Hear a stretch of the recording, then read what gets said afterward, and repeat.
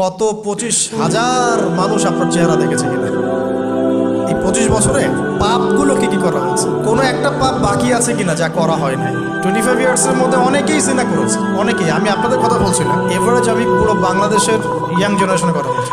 25 বছরের ইয়াং এই প্রজন্মটা, এই লেটেস্ট যে প্রজন্মটা, এদের অনেকেই জিনা করেছে, বিবাহ বহির্ভূত সম্পর্ক। এবং আমরা এখন জেনাকে অনেক সময় উস্কেও দেই, আমরা অনেক সময় এটাকে প্রমোটও করি, আমরা এটাকে ফ্যাশনও মনে করি।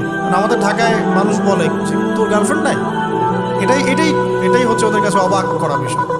সবাই ঘুরে, ঈদের দিন তুই ঘুরতে পারিস না? আমাদের ফ্যামিলির মধ্যে একজন বলছে তার মেয়েকে, সবাই ঈদের দিনে বাইরে যায়, তুই যেতে পারস না ঢাকায়, এভাবে কথা। আমরা এটাই ফ্যাশন, মানে আমরা জেনাকে উস্কেও দিচ্ছি। তার মানে 25 বছর আমরা অনেকে জেনাও করেছি। মাদকের সাথে সম্পৃক্ত কত পার্সেন্ট ইয়াং জেনারেশন আমাদের দেশে? ক্যালকুলেট করেন, আপনি গুগল করেন, দেখেন কত পার্সেন্ট আমাদের দেশে মাদক সেবন করে। ইভেন এখন কিশোর গ্যাং বের হয়েছে, কিশোর গ্যাংয়ে অনেক যুবকরা যায়, অনেকে রাস্তাঘাটে মারামারি করে, অনেকে পলিটিক্যাল দলাদলির মধ্যেও আছেন অনেকেই, এবং এখানে ভাই ভাই রক্ত ছড়াই। উভয় মুসলিম, কিন্তু উভয় মুসলিম, জুমার দিন একসাথে নামাজ পড়ে।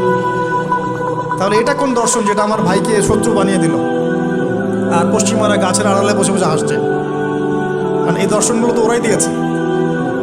তো 25 বছরের পাপগুলো একটু ক্যালকুলেট করি। প্রিয় দিনী বোন, একটু হিসাব করবেন যে 25 বছর আপনি কতদিন পর্দা করেছেন, কত 25,000 মানুষ আপনার চেহারা দেখেছে কিনা এই 25 বছরে? কত হাজার মানুষ আপনার চেহারা দেখেছে?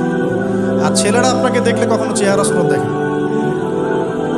বেগানা নারীর দিকে একটা ছেলে যখন তাকায় এবং সেক্সুয়াল ডিজায়ার নিয়ে তাকায়, তখন সে চোখ দিয়ে তাকে রেপ করে। ভেরি সরি টু সে যে আপনি প্রচুর চোখ দিয়ে রেপ হয়েছেন, প্রিয় দিনী বোন। অনেকেই আপনাকে চোখ দিয়ে রেপ করেছে, আপনি বুঝতেই পারেন নাই। এই 25 ইয়ার্স আমরা অনেক কিছুই করেছি, অনেক কিছু করি না। এখন একটু আজকে সাদা একটা কাগজ নিয়ে আমরা একটা হিসাব করব যে আমরা 25 বছরে কী কী করেছি, কী কী করি নাই, কী কী পাপ করেছি, কী কী করি নাই, কী কী পুণ্য করেছি, কী কী করি নাই। আমি আগে মনে করতাম যে একটা খালেস তওবা, ইনশাআল্লাহ আল্লাহ পাক সব মাফ করে দিবেন।